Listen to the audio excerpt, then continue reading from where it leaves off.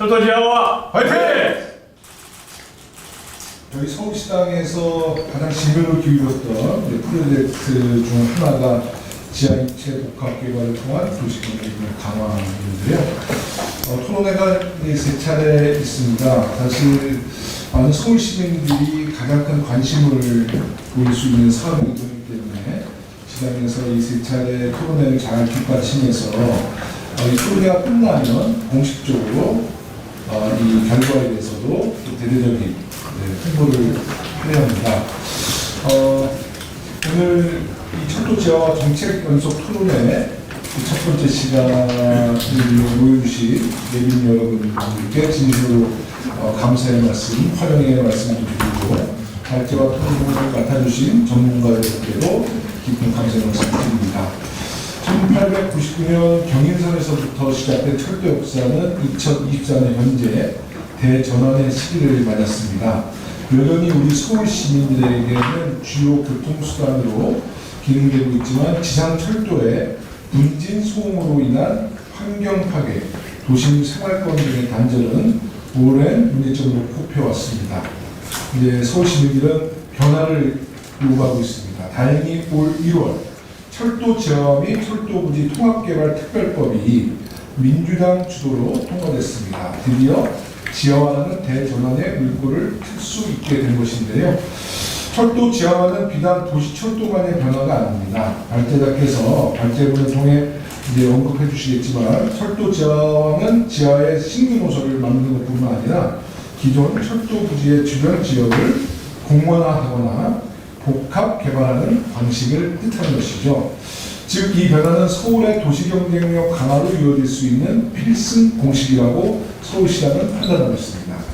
이에 더불어민주당 서울특별시당도 유의미한 총 3번의 자리를 마련해서 이 자리를 통해서 지하 입체 복합 개발을 어떤 방식으로 해야 하는지 심도 있는 논의를 시작하도록 하겠습니다.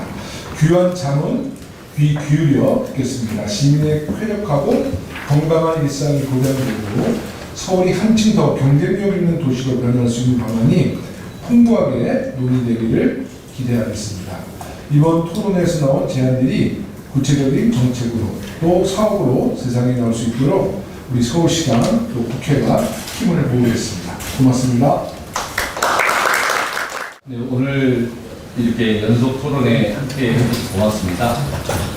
늘 이제 김홍 위원장님께서 적극적으로 문제를 가지고 함께 풀어가셔야 된다고 이야기하시고 이제 서울시당 차원에서 지난 1년의 토론 과정 속에서 이 문제가 좀 주요 관심사였습니다. 그리고 최근에 지하 특별법도 통과되었기 때문에 국토부에서 이 관련된 용역을 좀 하고 있는 걸로 알고 있고 서울시도 관련 용역을 하고 있는 걸로 알고 있습니다.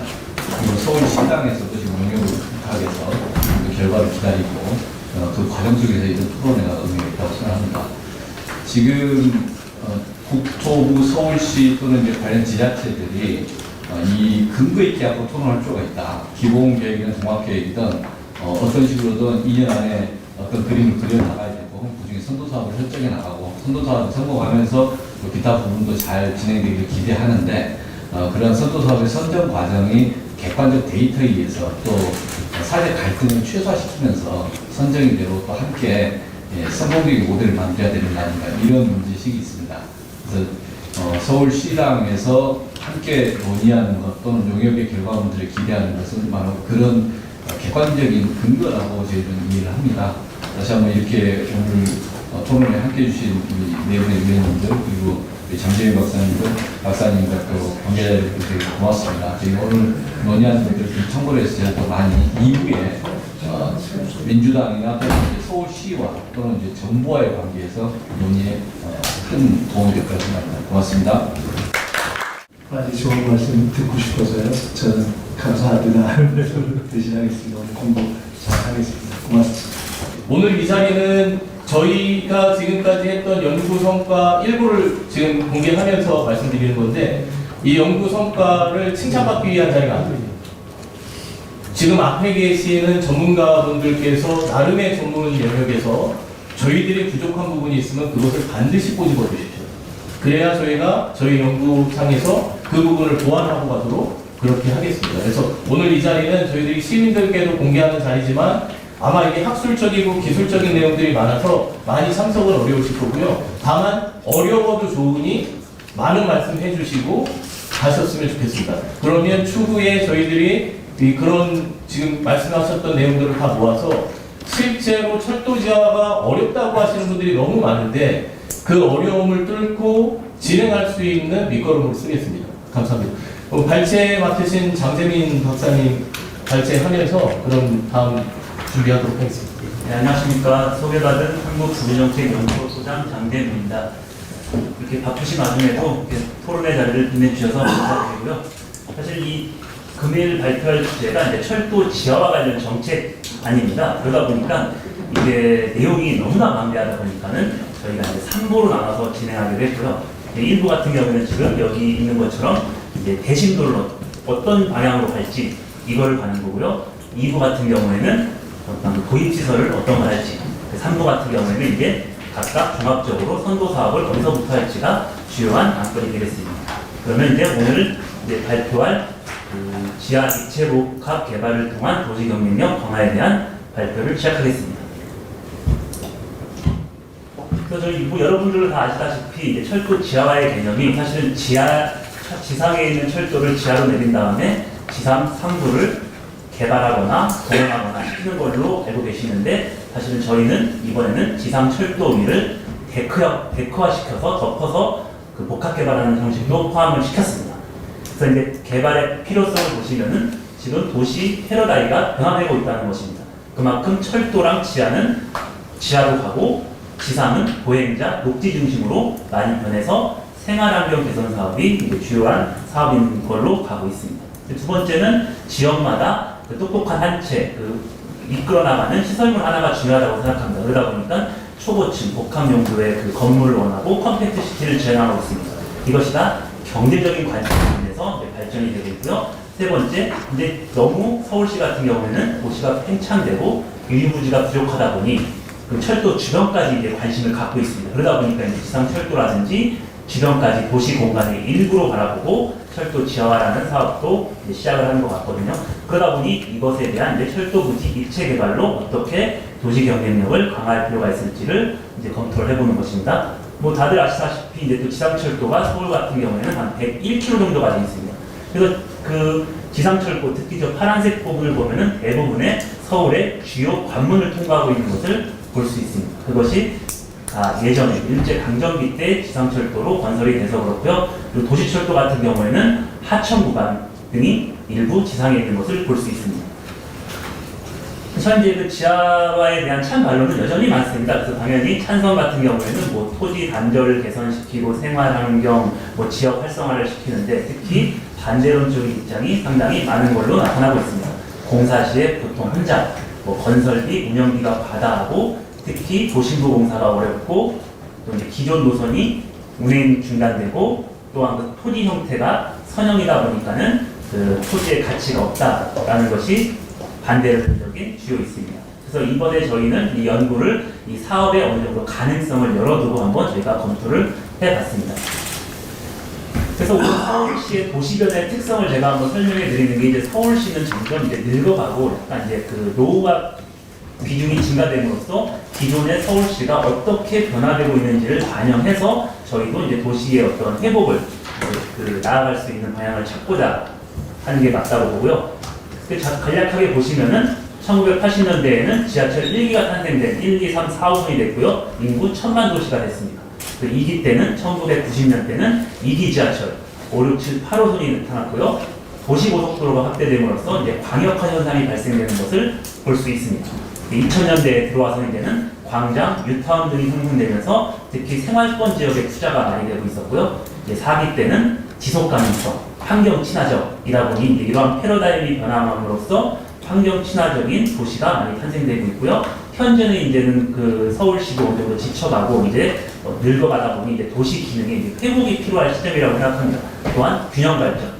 그리고 너무 앞만 보고 달려가지 않았나? 그런 서울시라는 데서 한번 기능이나 균형 발전이 필요하다고 생각하고요. 또 그 와중에도 이제 첨단 도시로의 어떠한 지향점도 나가야 되니까 이런 것을 통해서 도시 경쟁력 강화가 필요하다고 생각을 합니다.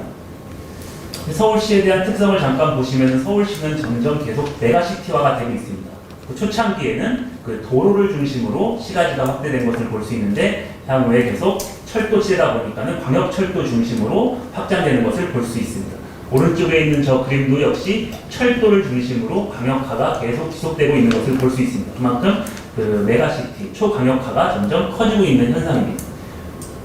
또한 이제 광역화에 대한 이제 가속화가 지속되다 보니까는 여전히 그 경부축을 중심으로 북서 방향으로 계속 올라오는 것을 볼 수 있습니다. 그만큼 불균등 분포가 계속 강화되고 있는 것을 볼 수 있겠고요. 전문가들 의견에도 2035년에도 향후에도 이러한 불균형 지표는 지속될 것이다 라고 전망을 보이고 있습니다.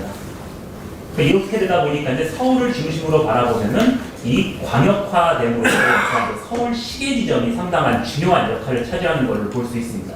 그만큼 서울 시계 지점이 저희는 이제 관문 지점이라고 하는데 예전에는 이런 지점들이 다 배드타운 역할을 했습니다. 그러다 보니까는 서울시에서 이제 경기도로 넘어가는 그런 역할도 담당하고 경기도에서 서울로 들어오는 역할도 담당하는 그런 지점이 될 수 있습니다. 보시면은 뭐 수색 같은 경우에는 여전히 경기도랑 이제 연결되는 그런 그 지점들이 많이 있죠. 고양 같은 경우에는 음표, 마포랑 연결돼 있고 인천은 저 강서, 양천 등등으로 각각 시계 지점은 그 경기도와 연관된 그 사업이라든지 영향을 받을 수밖에 없습니다. 그래서 이걸 보더라도 경기도만의 어떠한 특별보다는 서울시의 어떠한 특성을 살려서 같이 그 상생할 수 있는 그런 그 개발을 하는 필요가 있다고 생각합니다. 그리고 두 번째 같은 경우는 이제 그 서울 시계 지점의 특성을 좀 더 보시면은 예전 같은 경우에는 다 서울 시계 지점에 있는 분들이 다 그 경기도 인근으로 넘어가는 현상을 볼 수 있습니다. 고양이라든지 부천, 아래쪽은 성남이고요. 점점 시간이 갈수록 아래 남부 쪽에 더 많은 인구로 이동하는 것을 볼 수 있습니다. 사실 이 인구 이동이 문제가 아니라 그게 더 큰 문제가 이걸로 인해서 광역교통이 더 심각하다는 것을 볼 수 있습니다. 그래서 그 초반에는 90년대 초반에는 서울 중구라든지 서울 강남 쪽으로 많이 이동했지만 점점 더 강남 쪽으로 많이 이제 들어오는 것을 볼 수 있습니다. 또 또한 시계지점의 특성을 좀 몇 개를 살펴보면은 사실은 이제 승용차 소유라는 것은 그 소득 수준이 높은 지역에 승용차 소유를 많이 하고 있습니다. 그만큼 여의도 구간, 용산, 강남, 서초 등에서 승용차 소유를 많이 하고 있는데 저 똘골뱅이 친 부분은 다 시계지점입니다. 시계지점도 보면은 승용차 소유가 많은 것을 볼 수 있습니다. 이것은 당연히 그 대중교통의 접근성이 열악하다 보니까는 승용차 소유가 많은 것으로 나타난 것으로 볼 수 있습니다. 그래서 오른쪽 표 같은 경우에는 연도별로 저 주황색이 서울 시계지점에 위치한 승용차 기준 교통수단 분담률입니다. 그만큼 2006년도에는 다 상위권에 랭킹되어 있었는데 좀 이렇게 흩어지는 것은 볼 수 있겠지만은 여전히 서울 시계지점의 승용차 기준 교통수단 분담률은 상당히 높은 것을 볼 수 있습니다. 지금 이런 지역에 좀 더 그 대중교통의 개선이 필요하다고 볼 수 있겠고요. 또한 이제 재미난 그 연구 중 하나가 그 대중교통 접근성입니다. 이 지도를 보시면은 그 서울에서 서울로 가는데 대중교통을 타고 1시간 이상이 걸리는 지역이 어딘지를 보는 겁니다. 저 위쪽 그림 같은 경우에는 저 파란색 강남 기준 강남까지의 서울시에서 어디가 1시간 이상이 걸리냐인데 저 강남까지 빨간색이 쳐 있는 부분이 1시간 이상이 걸리는 지역입니다. 그리고 아래 같은 경우에는 시청 기준으로 서울시에서 출발했을 경우 대중교통을 타고 1시간 이상 걸리는 겁니다. 그렇다면 서울에서 서울로 가는데 1시간 이상 걸린다라고 하는 곳은 사실은 경쟁력이 매우 낮은 곳입니다. 그만큼 서울 시계지점에 또 위치가 되겠고요. 이게 저희가 한번 이 경기도의 어떠한 그 출퇴근 시간과 한번 비교할 필요가 있는데요. 보시면은 경기도 직장인 중에 서울로 출퇴근하는 직장인의 평균 시간입니다. 보시면은 20분에서 40분이 32%로 가장 높고 60분 이내가 80% 이상을 차지하고 있습니다. 이게 어떤 거냐면은 서울에서 서울을 가나 경기도에서 서울을 가나 1시간 정도가 걸린다는 겁니다. 그렇다면 이제는 점점 서울은 굳이 부동산 집값도 비싼데 굳이 서울에서 살 필요가 없고 경기도에서 더 좋은 환경 속에서 살고 출퇴근만 하고 그 거주하는 그런 현상들이 많이 발생되고 있습니다. 그래서 그런 것들에 대한 그 영향이 많이 큰 것으로 볼 수 있습니다. 그래서 저희가 그 서울 시계지점이라고 하는 곳은 잘 보니 왜 사람들이 서울 시계지점이 점점 낙후될까 한번 볼 수 있겠는데요. 보시면은 예전에 그 서울시에서 필요한 대형 공공도시계획시설이라는 게 있습니다. 그것을 보시면 다 이런 서울 시계지점 쪽에 다 가고 있는 것을 볼 수 있습니다. 이게 하나의 수색력의 하나의 사례인데, 저 보시면은 1번 같은 경우는 버스 차고지가 들어있고요. 2번 역시 저런 아파트 단지 내에 차고지, 택시 차고지들이 있습니다. 버스 차고지가 있고요. 교통안전공단이라든지 검사소, 자동차 사업소 등들이 많이 있습니다. 이런 것들이 즐비하다 보니까는 개발자들도 거주 환경이 여기 너무 안 좋으니까는 여기를 건너뛰고 경기도 쪽으로 가서 신도시가 형성되는 것으로 일부 생각을 하고 있습니다. 도봉산역도 마찬가지입니다. 보시면은 도봉산역 인근에 버스 차고지, 공영주차장도 큰 게 있고요. 자원순환센터, 재활용 선별장이라고 해서 저렇게 좋은 땅 위에 저렇게 약간 토지 이용이 낮아지는 저런 시설물들이 많이 있습니다. 온수역 같은 경우에도 예전에는 토지 이용이 낮았지만 지금은 상당히 이용객이 높아졌는데, 보시면은 버스 차고지라든지 택시 차고지, 심지어 저 거주지 안에 보면은 자동차 운전면허 시험장이 아직까지 있습니다. 그래서 저런 것들이 과연 이런 도시가 변화되고 있는데 이런 것이 아직도 여기에 위치하고 있는 게 사실은 맞나 싶습니다. 그래서 이런 것을 저희가 2부 때 도입시설 검토 쪽에서 한 번 더 활용을 할 예정입니다. 이제는 앞에서 보셨듯이 이제는 서울도 이제 도시경쟁력 강화가 필요한 시점이라는 것을 한번 얘기해 드리고 싶고요. 그죠? 아까 똑같은 1시간이라면 저 같아도 경기도에서 거주하면서 주변 환경 좋고 뭐 학원과 조파한데서 오히려 사는 것이 주거 만족도가 높을 것이라고 생각을 합니다. 그래서 이것이 하나의 증거로 보시면은 서울시가 2016년에 1000만 이하로 낮아지고 그 이후로는 늘어나지가 않습니다.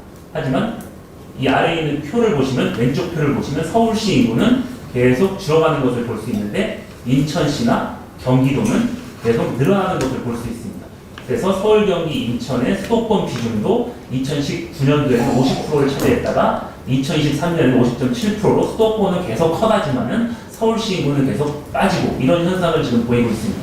그래서 또 하나의 문제점이, 이것보다 문제점이 광역교통에 대한 개선입니다. 보시면은 이 경기도 중에서 가장 증가한 통행량이 광역버스입니다. 보시면 광역버스는 22년 기준 21년 대비 26%가 증가했습니다. 그러니까 이게 너무 신도시에서 광역버스를 타고 도심까지 오려고 하는 사람들이 너무나 많다 보니까는 엊그저께 명동이라든지 명동의 버스 대란 사건이라든지 강남역의 열차 사건이라든지 여기서부터 시작이 되는 겁니다. 그만큼 이제는 도시철도는 서울에서 서울 가는 간성 기능에 충실한 역할이지 이런 광역교통을 소화할 수 없다 보니까 요즘은 GTX라든지 광역전철이 도입이 되지만은 광역버스에 의존할 수밖에 없는 그런 현실입니다. 그래서 우리 서울시도 어느 정도의 도시경쟁력 강화가 필요하지 않나 싶은 생각이 듭니다.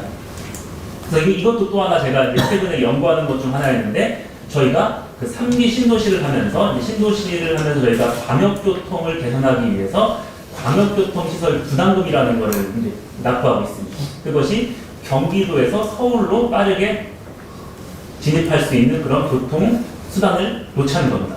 그러다 보니까는 이게 특히 서울의 경계에 있는 데는 되게 나쁜 효과를 볼 수밖에 없는데요. 예를 들어서 고양 은평선 사례입니다. 이게 고양 은평선 사례가 우선 이 서쪽을 보시면은 이 세전역부터 서울대 입구까지 서부선이라는 게 신규로 도입되고 있습니다.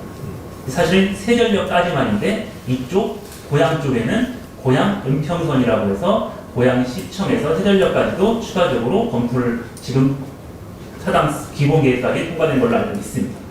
그래서 그 환승 지점이 세전역인데 서울시는 세전역에서 원칙은 평면 환승이 원칙이었나 직결로 지금 추진한 걸로 알고 있습니다.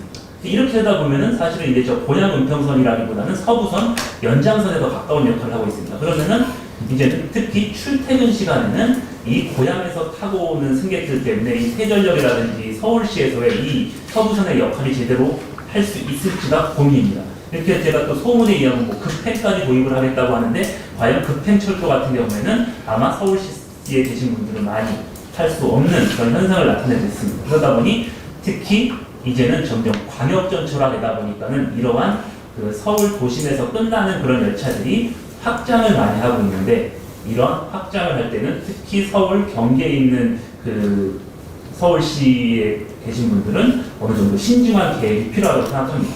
또 여기뿐만 아니라 저 뒤쪽에 그 송파구에도 위례 삼동선 연장을 하려고 있습니다. 다 이거 비슷합니다. 지금 이런 현상이 많다 보니까는 이런 거에 대한 신중한 계획이 필요하다고 생각합니다. 그만큼 서울 시계 지점이 이제는 통과 지역이 되지 이미 그 도시 정체성을 잃어가는 그런 현상이 아닐까 싶은 생각이 듭니다. 그렇다면 이제 저희가 이제 지하 복합화를 위한 철도 지하 활용 방안이 되겠는데요. 현재 저희가 이제 국토의 진단을 한번 해보는 경우 우리는 지금 현재 매우 제한적인 공간에 살고 있습니다. 그래서 이것이 2050년에는 도시 거주 비율이 뭐 70에서 90%까지 간다는 추정이 있었고요. 이 도시 공간의 지속성을 높이고자 지하 공간의 활용은 필수적이라는 전문가 의견들이 많이 있습니다. 지하 공간의 특성을 잠깐 살펴보시면은 그 지상 시설물을 지하로 옮긴다면 지하 공간을 2배 이상 증가시킬 수 있다는 게 있고요.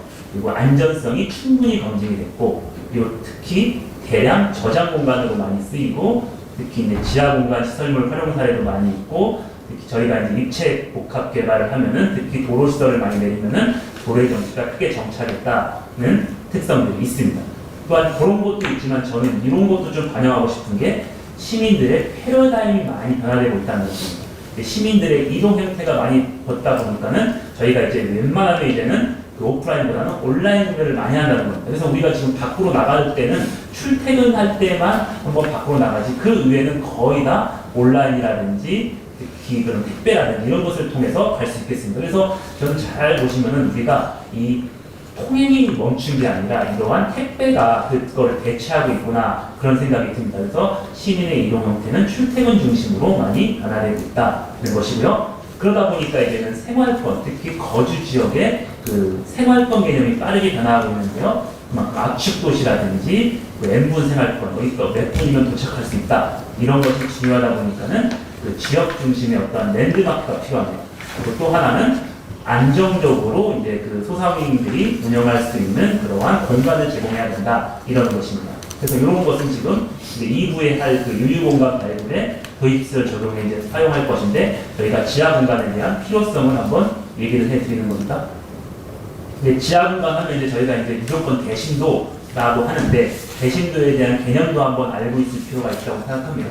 또 대심도란 그 토지 소유자에 의해서 이용되지 않는 지하 공간을 말함으로써 그것을 우리가 한계심도라고 합니다. 그래서 국내는 통상적으로 한계심도를 한 지하 40m 정도로 정의하고 있는데 아직까지 명확한 정의는 없습니다. 그래서 이것을 해외 사례로 잠깐 비교해 보시면은 한국 같은 경우에는 지하 40m 이상이고 일본은 이 특별법을 지금 제정을 한 걸로 알고 있습니다. 그래서 기준이 두 가지가 있는데 첫 번째는 40m라고 하고 두 번째는 그 지지층 상부로부터 이 말뚝기초 밑으로 가격거리가 10m 이상 되는 거를 대심도로 보고 있습니다. 독일은 30m고요.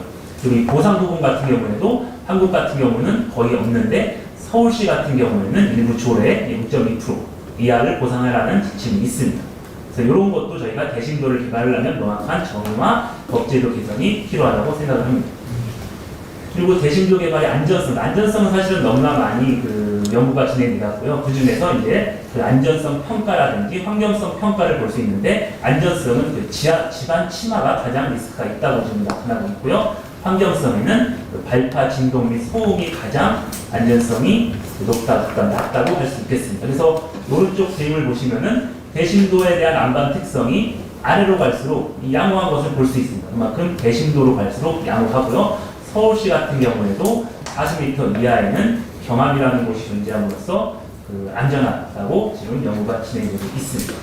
그래서 뭐 여전히 그 대심도에 대한 안전은 다양하게 그 증명이 되고 있는데요. 이런 영향력도 그 지방까지 영향이 덜하고 그 소음이나 이런 진동 같은 경우도 영향이 덜하다는 것이 대부분 연구의 사례입니다. 그래서 우선은 그 대심도에 대한 좀 안전성을 저희가 이제 검토를 해보면은 다음에는 그러면은 지하에 어떤 시설물들이 존재하는지도 한번 이렇게 검토를 해볼 필요가 있거든요. 그럼 그 서울시 지하에는 수직적인 시설물과 수평적인 시설물이 나눠서 존재하고 있습니다. 특히 수직적 시설물 같은 경우에는 이런 상하수관인지 통신선, 가스관 이런 것들이 지금 질비해 있는데 사실 이런 것을 정확하게 반영하는 데는 한계가 있다고 봅니다. 그렇다 보면 이제는 대형 역사 같은 경우를 지하로 넣기에는 너무 위험 부담이 높은 겁니다. 그만큼 이 정확한 지하시설물에 대한 그 매뉴얼이 없다 보니까는 이런 것에 대한 위험 부담이 있겠고요. 사실은 수직적 시설보다 더 위험한 게 저는 수평적 시설물이라고 봅니다. 지금 저희 이 그림을 보시면은 저 왼쪽이 청량리 역사인데 곧 청량리 역사에서 정차하는 역사를 보시면 지금 1호선, 뭐 분당선 등등도 있지만은 현재 계획 중인 GTX-B, GTX-C도 있고요. 현재 그 면목선 이제 예타가 뭐 통과가 안 됐지만은 강북 횡단선 등등도 계속 들어오려고 하고 있습니다. 그만큼 청량리 역사 지하에는 층별로 해서 어마어마한 지하철이 들어가고 있다는 것을 볼 수 있습니다. 그리고 오른쪽에 여의도 인근 같은 경우에도 보시면은 계획 노선들이 엄청 많습니다. 지금 7인선이나 9호선도 있지만 1호선도 있지만은 서부선이 곧 뭐 진행될 수 있겠고요. 신안산선도 그 대신도로 들어오고요. GTX-B로 들어옵니다. 또 이쪽 보시면은 수색 광명 고속선이라고 해서 지하로 뚫고 있습니다. 그만큼 여의도 지하에는 대신도에서 어마어마한 그 지하철들이 들어가고 있는데 이런 것도 한번 고민해 볼 필요가 있다고 생각을 합니다. 그래서 지금 현재 지상철도가 통과하는 주요 역사별로 운행 중 철도라든지 계획철도를 한번 보시면은 서울역 같은 경우에도 운행 중 철도가 매우 많습니다. 그만큼 또 층별 운행으로 아래로 보시면은 1층에는 뭐 일반 철도 다니고 2층에는 1호선, 4호선, 지하 7층까지는 분양철도가 다니고 있습니다. 그래서 이것도 지금 현재 많은데 아래에는 도입 예정인 GTX-A, GTX-B 수색 강명 고속도로까지 들어갈 예정입니다. 대신도로. 여기에 또 예정철도가 가능한지 검토하고 있는데 신분당선이랑 신안산선까지도 고려하고 있습니다. 그만큼 그 서울역 지하에는 어마어마한 그 철도가 도입되고 있는데 이런 데를 또 지하화를 시킨다는 것이 한번 이제 고민할 필요가 있다고 봅니다. 용산역 마찬가지입니다. 영등포 역사 마찬가지고 청량리, 왕십리, DMC역 마찬가지인데 이 아래에는 지금 대부분의 그 광역철도들이 많이 그 계획되고 있다 보니까는 여기를 그 지하화 시키는 것은 신중한 고민이 필요하다고 생각합니다. 그래서 이 지하 그 대신도 같은 경우에는 양반 특성, 대신도에 대한 특성도 고려해 볼 필요가 있겠고요. 건설 특성, 또 안전성이라든지 지하 침하 감소도 있겠지만은 전 가장 중요한 게 이 도시 특성이라고 봅니다. 그만큼 수평적 시설물과 수직적 시설물이 너무나 많은 곳은 그 공사가 위험할 수 있다는 것이 여기 같은 경우를 반영을 해야 된다라는 것이고요. 그래서 또한 그 대신도 같은 경우에는 이제는 그 철길, 한강 철도가 있습니다. 서울에는. 그러다 보니까 한강에 대한 그 하저 심도도 좀 고민해 볼 필요가 있겠는데요. 저희가 그 현재 운영되는 지하철 중에서 하저 침도로 가는 것 중에 그래도 가장 오래되고 올해 사람들이 많이 타는 건 5호선이라고 저는 볼 수 있습니다. 5호선에서 그 마포에서 여의도 넘어가는 데서 한번 가고요. 그래서 저 그 광화문을 들렸다가 저 광나루에서 그 천호 넘어가는 데 하나 있습니다. 그래서 저는 이 아직은 그 한강 하저를 아직 보진 않았지만은 그 한강 하저 그 5호선에 대한 그 정보가 있었습니다. 그래서 한번 보시면은 이 오른쪽에 있는 저 표가 그 각각 지하철 역사에 대한 신도입니다. 그래서 저희가 그 여의도에서 마포를 보시면은 한강 하류입니다. 거기가 보면 한 40m에서 밑으로 내려간 게 볼 수 있습니다. 그만큼 한강 하류로 내려가려면 40m 이상을 타야 되는데 이제 이쪽 그 광나루나 길동 같은 경우에는 한강 하류가 낮은가 봅니다. 여기는 20m입니다. 중심도가 풀면 됩니다. 그래서 이쪽에 있는 나중에 향후에 2호선, 특히 뭐 2호선 지하화도 많이 하고 있는데 여기는 그래도 대신도까지 아니고 중심도만 가더라도 뭐 가능하지 않을까 싶은 생각이 들고요. 특히 이 여의도 마포 쪽은 그 용산역이 있습니다. 그만큼 여기는 더 밑으로 파야 된다는 겁니다. 그래서 그 영등포 용산보건 같은 경우에는 더 밑에 그 심도를 파야 되고 그 광진구 송파 부분은 좀 낮게 파도 된다라는 어떠한 이러한 그 사례도 있었습니다. 그래서 이것을 보시면 이제 철도 종류에 따라도 한번 심도를 그 검토해 볼 필요가 있겠고요. 보시면은 그래서 가장 밑으로 내려가는 게 지금 GTX나 그 급행열차입니다.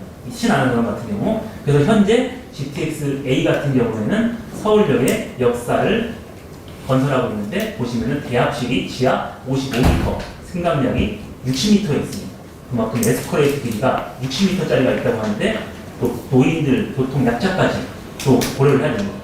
지상으로 나가는데 5분이 걸린다고 합니다. 근데 이 서울역 같은 경우는 이거를 막고 이 더 밑으로 지하로 한다는 것은 진짜 좀 더 위험하지 않을까 같은 생각이 들고요. 신안산선 같은 경우도 마찬가지입니다. 여의도 같은 경우에는 신안산선 지하에서 70m의 역사가 존재한다고 합니다. 그만큼 지금 아래에 있는 그림을 보시면은 여의도 같은 경우에는 5호선은 한 30m에 위치해 있고요. 9호선은 40m, 신안산선은 70m에 있습니다. 그렇다면 이제는 철도 지하화까지 한다면 사실은 중간에는 넣을 수 없고 더 밑으로 가야 된다는데 거의 한 100m까지 간다는 게 사실은 역사가 그 정도로 간다는 게 상당히 위험도 그렇지만 건설비라든지 다양한 그 위험 부담이 있을 거라고 보겠습니다. 그리고 요 도시철도 같은 경우에도 저희가 그 아까 말씀드렸던 1기 지하철이 1, 2, 3, 4호선입니다. 1, 2, 3, 4호선은 대략적으로 2층 이내에서 운영이 되고 있고요. 2기 지하철인 5, 6, 7, 8호선은 3, 4층, 그러니까 20m나 25m 이상에서 이제 운행이 되고 있습니다. 그만큼 5, 6, 7, 8호선 2기 지하철이 환승되는 구간은 더 공사가 어려울 것으로 보고요. 특히 지하 5층 이상으로 다니는 것을 대심도로 나눠봤는데 오른쪽을 보시면 5호선, 6호선이 특히 대심도로 한 25에서 28% 정도가 가고 있습니다. 그만큼 5호선, 6호선이랑 맞닿는 그 철도들은 더 그 공사가 어려울 것이라고 생각을 합니다. 그 경전철 같은 경우는 이제 저심도로 건설했기 때문에 이제는 그 1층에 승강장이 설치된 것을 볼 수 있고요. 이것의 가장 큰 특징은 차량 기지가 지하에 건설된다는 겁니다. 그래서 차량 기지까지도 현재는 지하로 건설되고 있고요. 그래서 오른쪽에 표를 정리한 것은 그러면은 철도 기준으로 천심도에는 상수도 가스가 있고요. 그리고 저심도에는 경전철이 다니고 중심도에는 중량전철, 대심도에는 급행전철이 다니는 것을 볼 수 있습니다. 한강 같은 경우에도 한강철도 같은 경우에는 그 대심도로 가는 거고 잠실철도 쪽은 중심도 이런 식의 어떠한 그 추정을 해볼 수 있다는 겁니다.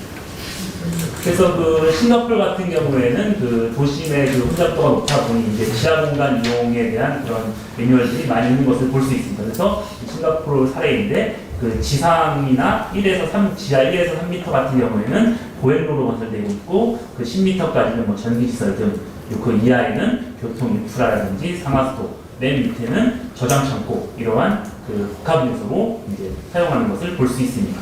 일본 같은 경우에도 지하 도시를 많이 개발하고 있고요. 멕시코 같은 사례에도 초고층 빌딩에 반대되는 그러니까 아래로 길게 내부는 어스크래퍼 같은 그러한 그 사례도 있는 것으로 알고 있습니다. 그래서 이제 그 언더시티를 활용한 지하 입체 개발입니다. 그래서 요거 같은 경우에는 저희 같은 이제 사례인데 그 지상에 있는 철도를 지하화 시킨 다음에 지하를 복합 개발하는 형태로 가서 지하에다가 어떠한 도입시설을 넣는지를 검토하는 단계. 그래서 이 단계는 이제 다음 2부 토론회 때 어떠한 도입시설을 할 건지 한번 고민을 해보겠습니다. 그래서 이제 지상 철도 상부 건설의 방향성입니다. 그렇다면 이제는 앞에 좀 종합적으로 이제 검토를 해보고요. 그럼 이제 현실 가능성을 고려한 철도 지하화 검토입니다. 그럼 우선은 첫 번째 고민해야 될 게 건설 난이도입니다. 아까 앞에서 말씀드렸듯이 환승 역사, 특히 지하철이 많은 곳은 상당히 어려울 수 있겠습니다. 그래서 이런 것은 좀 더 건설 난이도도 반영을 해봐야 될 필요가 있고요. 특히 건설 비용입니다. 선로수가 많은 곳은 그 건설 비용이 높기 때문에 상대적으로 그 이익이 낮을 수 있겠고요. 특히 경제성입니다. 현재 대형 민자 역사가 있는 곳인데 여기를 다시 지하에서 그 개발한다는 것은 수익이 상당히 낮을 수도 있겠습니다. 그리고 이제 교통 혼잡, 특히 도심 지역 같은 경우는 교통 혼잡이 심각함으로써 더 힘들 수 있고요. 특히 좀 마지막에 이것도 조금 우려가 되는 게 균형 발전입니다. 특히 부동산 상승 우려가 높은 지역. 지금 특히 용산, 여의도권이 안 그래도 지금 그 비용이 비싼데 여기까지 지하를 한다는 것은 지금 천정부지로 부동산 지가가 뛸 수 있기 때문에 이런 것도 좀 반영을 할 필요가 있다고 생각을 합니다. 그래서 이런 것들을 반영해서 저희가 그 지하화를 검토해 본 결과 사실 이제 다음과 같이 저희가 방향을 잡았습니다. 첫 번째는 지하형 개발이라고 해서 개발 전은 개발 후에서 지하로 내려가는 거고요. 데크형 개발이라고 해서 그래도 해외 사례에 뉴욕 허드슨 야드가 있습니다. 허드슨 야드처럼 지금 상부를 엎어서 복합 개발하는 것입니다. 그래서 이 오른쪽 표를 보시면은 그 그림을 보시면은 서울역, 용산역, 영등포역, 왕십리역, 그 청량리역은 상부가 너무 지하가 너무 복잡하니까 여기는 어느 정도 존치해서 데크형 개발로 가고요. 그래서 그 지하를 하려면은 최소 4에서 5km는 그 존재해야 된다고 합니다. 그래서 그 역 사이마다 4에서 5km가 안 되는 것은 같이 데크화를 씌워서 저희가 그 하이라인 파크라든지 선형 파크로 많이 이제 그 개발을 할 예정입니다. 저 위에 있는 수색적은 지금 혼합형 개발이라고 해서 지하랑 데크를 일부 활용해서 이제 건설을 할 예정입니다. 그래서 그럼 데크형 개발 역사에 대한 역사를 한번 보시면은 그게 서울역, 용산역, 영등포역, 청량역, 왕십리역, DMC역 등이 있습니다. 그만큼 연면적들이 엄청 큰 걸 볼 수 있고요. 그 노선 수가 크다 보니까는 선로수 역시 엄청 큰 것을 볼 수 있습니다. 특히 지하에도 다음과 같이 그 다양한 철도들이 들어가고 있고요. 예정 철도 역시 매우 많습니다. 그래서 이런 것들은 그 공사비만 너무 크게 들고 오히려 그 전체 그 수익에 좀 나쁜 영향을 줄 수 있으니까 여기는 데크로 올리는 방향을 고민해 볼 필요가 있다고 생각합니다. 그래서 이걸 보시면은 서울역 영등포 구간의 데크형 개발입니다. 서울역부터 영등포까지입니다. 보시면은 한 9.1km가 되고요. 여기는 한강 철도도 존재하고 마찬가지 여의도에 있는 다양한 철도들, 용산역에 있는 다양한 철도들이 그 존재하고 있습니다. 그래서 이것을 전반적으로 보시면 저희는 이제 서울만 다루다 보니까는 이쪽은 서울 경부선과 경인선이 그 연결되고 있는데 그 총 길이가 54km입니다. 거기에서 요 구간이 9.1km로 한 17%를 차지하고 있는데 저는 향후에 건설을 하다 보면은 여기에서의 건설비가 40%까지 갈 것 같다는 느낌이 듭니다. 이 부분 때문에 우리가 사실은 이 여기가 아니라 이 전체에 대한 그 개발 계획을 하는 것이 소홀히해서 개발 시생하는 그럴 꼴이 될 수 있기 때문에 이런 것은 좀 신중히 검토를 해야겠다 싶은 생각이 들고요. 그리고 이 왕십리 청량리도 마찬가지입니다. 이 사이에 2.4km지만은 어마어마한 철도들이 들어가는 것을 볼 수 있습니다. 여기도 역시 경원선의 한 축으로서 전체 35km 구간 가운데 한 2.4km를 담당하고 있는데 여기로 인해서 공사비가 엄청 많은 그 부분을 차지할 것이라고 봅니다. 그래서 이 부분은 그 가능한 그 사업성이 있는 방향 쪽으로 개발을 하고 나머지는 지하로 하는 것도 그 적절하다고 생각을 합니다. 그래서 이걸 보시면 지금 지금 수도권 광역철도 사업들입니다. 그 GTX, A, B, C도 있겠지만 지금 여기 대장 홍대선, 뭐 구로선, 신분당선, 신안산선 등등이 많이 들어오려고 하고 있습니다. 그래서 현재 그 서울 시내의 주요 지상철도 역사 같은 경우에는 현재 광역철도의 거점 역할을 수행하고 있습니다. 근데 여기를 지하를 시킨다는 것은 향후에 그 광역철도가 이제는 도입이 될 수 없는 그런 걸로 막을 수 있기 때문에 현재의 그런 역사들은 그 광역철도의 어떠한 그 진입, 유휴공간으로 활용하는 것도 좋을 것 같습니다. 또 이것도 이제 최근에 나왔던 이슈인데 GTX-A 같은 경우에는 지금 삼성역이 늦게 이제 개발되다 보니까 이제 그거에 대한 지연 부담금을 내는 것 같은 게 손해배상을 지금 하는 것으로 나타나고 있습니다. 그만큼 뭐 1,000억 가까이의 그 손해배상을 부담하는 것으로 나타나고 있는데요. 이걸 보시면은 그 환승역사 같은 경우에는 여러 노선들이 공사를 하기 때문에 어디에서 한번 삐끗할지 모르니까는 그곳에 대한 신중한 그 계획이 필요하다는 겁니다. 그만큼 다양한 철도들이 들어오는 곳은 그만큼 공사도 어렵고 그만큼 천정부지로 공사비가 높아질 수 있다는 그런 사례가 되겠습니다. 그래서 이것이 종합 노선인데 이게 보시면 이제는 그 파란색이 칠해져 있는 게 지상 상부 개발이고 그 빨간색이 있는 게 이제는 그 철도 데크형 개발이 괜찮다는 것이고요. 그 도심 철도 같은 경우에는 그 한강 상류는 그대로 놔두고 나머지는 지하로 하고 이런 것의 어떤 방향성을 이제 잡아봤습니다. 그래서 요거 이제 상부에 대한 이제 그 개념도를 이제 볼 수 있겠는데 이 개념도라든지 아까 그런 것은 제가 이 지금 시간도 없고 비용도 없기 때문에 제가 챗 GPT로 다 그린 겁니다. 그러니까 약간은 조금 멍성한 감이 있겠지만은 이렇게 잘 한번 봐주시고요. 제가 이제 그린 겁니다. 그리고 지하형 같은 경우에는 그 상부에서 하부는 다음과 같고요. 데크형은 그 언덕 그 공원을 만들어서 그 계단 형식으로 만드는 거예요. 그래서 오른쪽에 철도 주변에 여유폭이 있으면 언덕이 있는 공원으로 가는 거고요. 그 여유폭이 없으면 하이라인 파크 쪽으로 가서 다음과 같이 선형공원 형태로 된다는 겁니다. 그래서 이런 것도 이제 보시면은 그 원래는 위에 철도가 있었습니다. 근데 제가 없애버렸거든요. 없애니까 이런 느낌의 지상은 공원과 주택 위주로 가는 것이고요. 이런 하이라인 같은 경우에는 다음과 같이 계단을 올려서 하이라인 파크로 가고, 뭐 상부는 덮든 요즘 같은 더운 날씨에 사계절을 이용하고 싶으면은 이런 덮개도 덮고, 또한 이런 형태의 그 데크형 개발이 필요하다고 생각합니다. 그래서 우선은 그 데크형 같은 경우에는 이제 해외 벤치마킹 사례를 많이 참고할 필요가 있는데, 그리고 대부분 유명한 게 이 파리 리부소라든지 뉴욕 허드슨 야드가 가장 대표적인 사례가 될 수 있습니다. 그만큼 도심의 슬럼함을 방지하기 위해서 왼쪽에 있는 게 그 리부소고요, 오른쪽에 있는 게 허드슨 야드입니다. 그만큼 상부를 높여서 개발한 사례를 볼 수 있겠습니다. 일본 같은 경우에 여전히 상부 개발을 많이 하고 있는데요. 다음과 같이 신주쿠역 같은 경우에도 상부를 올려서 다음과 같이 데크 형태로 많이 그 개발하는 것을 볼 수 있겠습니다. 그래서 최근에 여기 그 미야시타 파크라고 해서 그 상부를 올려서 그 개발한 그 공원이 있습니다. 그래서 요 보시면은 선형공원으로 해서 다음과 같이 그 사람들의 그 인기가 많다고 하는데, 저 공원 끝에는 18층짜리 호텔을 높여서 그 스카이뷰가 좋게끔 이렇게 만든 하나의 그 사례입니다. 그래서 이런 데크형 형태도 좋다고 생각하고요. 사실 그래서 이제 국내에 그 저희가 두 개를 얘기해 드렸습니다.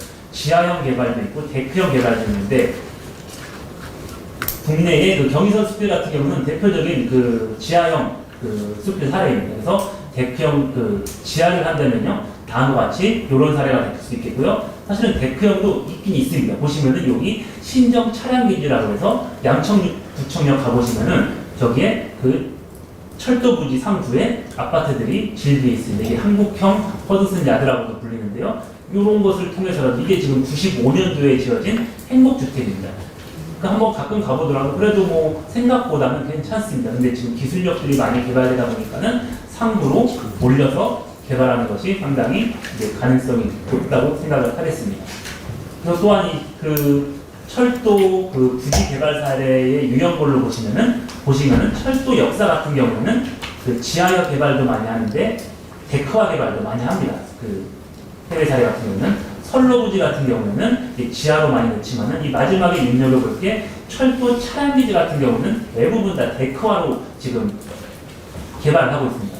이 차량 철도 기지 같은 경우는 너무 공사비도 많고 너무 그 불필요한 게 많다 보니까는 데크형으로 높이는 가능성이 있기 때문에 저희 그 서울이라든지 철도 지하화를 하는 경우에도 이 지하랑 데크를 적절히 혼합해서 그 언더시티라는 이제 도입시설을 검토를 할 건데, 이것은 이제 다음 2부 때 그 연장을 해서 그 제가 발표를 해드리겠습니다. 저는 오늘 이제 두 가지 내용으로 좀 말씀을 드리려고 하는데, 첫 번째는 이제 철도를 지하함으로써 이제 터널 건설을 할 때 기술적으로 고려해야 될 사항들, 그다음에 두 번째는 사전에 발제자께서 이제 지하를 입체 복합 활용할 수 있는 그런 방안에 대해서 좀 말씀을 주셔서 크게 두 가지로 말씀드리겠습니다. 첫 번째로 이제 터널 건설과 관련돼서는 앞서 발제자께서도 이제 지하 40에서 50m 대심도를 말씀을 하셨고, 아까 잠깐 이제 100m까지 가야 될 수도 있지 않는가 그 말씀을 하신 부분에 있어서, 사실은 대심도를 그 잘 아시다시피 도심지에 사는 이유는 이미 얕은 심도의 지하도 토화 상태이기 때문입니다. 잘 아시는 이제 지하철이나 뭐 수도, 철도, 가스 온갖 시설들이 이제 지하화가 되기 때문인데, 근데 이 철도의 하부라고 한다면 그런 얕은 심도의 포화도는 상대적으로 좀 덜하지 않을까라는 생각이 좀 순간 좀 들었습니다. 그래서 지금 철도의 지하와 관련해서는 그런 부분에서는 좀 다른 지하화하고는 좀 차별성이 있지 않을까라는 생각이 들었습니다. 그다음에 잘 아시다시피 이제 우리가 지하 터널을 건설할 때는 주로 이제 발파를 많이 하는데, 사실 발파는 잘 아시다시피 화약을 쓰기 때문에 발파만큼 경제적인 부착공법이 사실 별로 없긴 합니다. 근데 잘 아시다시피 이제 발파로 인해서 이제 터널 구축을 한다 그러면 주변 주민들의 소음이나 진동 여러 가지 문제를 제기하면서 민원이 많이 발생을 하고 있는 것이 또 현실입니다. 그래서 최근에 이제 그 발파를 대체할 수 있는 이제 기계굴착 공법, TBM이라고 하는 큰 장비가 있는데요. 철도 같은 경우는 단선 병렬 터널로 기준하면 직경이 한 7, 8m 정도 됩니다. 그래서 사실은 7, 8m 하면 감이 잘 안 오실 수도 있는데 굉장히 큰 장비고요. 그래서 그런 장비로 불착을 하는 경우도 있고 또는 로드 헤더라는 소규모 장비로 이제 불착하는 것이 있는데 두 공법 다 기계로 불착을 하기 때문에 소음 진동이나 이런 부분들은 상대적으로 당연히 적지만 이게 또 다른 또 문제점이 있습니다. 아무래도 기계를 쓰기 때문에 공사비가 발파에 비해서 한 120%, 130% 이상 고가가 됩니다. 그래서 사실 직접 공사비만 비교했을 때는 이런 기계불착 공법이 현재 불리한 것이 현실입니다. 그래서 만약에 중요한 도심지 관통 구간을 여러 가지 또 민원을 저감할 수 있는 그런 방법이 필요하다고 한다면 직접 공사비 이외에 그런 사회적인 파급 효과를 우리가 공법을 선정할 때 좀 같이 고려해 주시는 그런 정책적인 고려가 한번 같이 이루어지면 좋겠다는 말씀을 좀 드려보고요. 두 번째 기술적인 문제는 지하수 유출입니다. 아까 발제자께서도 이제 집안 함몰이나 집안 침하 얘기를 많이 해주셨는데 아마 기억을 하시겠지만 갑자기 이 집안 함몰, 집안 침하라는 것이 갑자기 늘어났습니다. 근데 그게 이제 여러 가지 불착 공사 중에서 과다한 불착을 해서 집안 함몰이 발생하는 경우도 있지만 상당 비율은 우리가 공사를 하면 그 집안 안에 있었던 지하수가 터널 내부로 빠지기 때문입니다. 땅 속에 지하수가 있었는데 지하수가 빠져버리니까 그만큼의 최적만큼이 그만큼은 아니겠지만 이제 침하나 함몰로 이어지는 부분이 되겠죠. 그래서 그런 부분을 막을 수 있는 방법은 또 비배수라고 해서 현재 우리나라 대부분의 터널들은 배수형입니다. 우리가 내부에서는 물이 떨어지지 않지만 그 구조물 뒤쪽으로는 계속해서 물을 빼고 있는 상황이거든요. 그래서 이런 경우도 모든 구간을 그렇게 할 필요는 없지만 좀 중요한 부분에 있어서는 우리가 비배수 대책을 이것도 공사비랑 또 직결이 됩니다. 그래서 중요한 부분에 있어서는 그런 검토가 좀 필요하지 않을까. 그리고 토론문에도 제가 썼지만은 지금 서울시에서 하루에 유출되는 지하수 양이 거의 6만 톤 정도 됩니다. 그 중에 60% 가까운 그 부분이 이제 터널 지하 구조물에서 나오는 부분이고, 그게 앞서 말씀드렸던 상당 부분이 이제 배수형 터널 구조물, 지하 구조물로 되어 있기 때문에 물이 지금 계속 빠져 있는 상황입니다. 그래서 공사 중뿐만 아니라 우리가 이 시설물을 사용할 때도 계속해서 물이 나올 수 있다는 부분. 그래서 이런 부분도 고민이 필요할 것 같고요. 앞서 발제 내용이 잠깐 수록이 되어 있었는데 저는 영국 런던의 크로스레일 프로젝트를 한번 잘 살펴볼 필요가 있지 않을까 싶습니다. 국내에서는 크로스레일 하면은 GTX의 모델 이렇게 되어 있지만 사실 그거는 이제 런던의 기존 지상 철도를 지하화했던 사업 것이 주된 목적이었거든요. 그래서 그 크로스레일 프로젝트들을 좀 잘 보시면 좋을 것 같습니다. 그 크로스레일도 총 노선 길이가 100km가 넘고 대신도를 활용했고 이런 내용들이 있고요. 그 다음에 이제 도심지를 관통하니까 앞서 잠깐 말씀드렸던 이제 TBM이라고 하는 기계 불착 장비를 썼는데 런던은 사실은 불착하기가 지반 조건이 굉장히 좋습니다.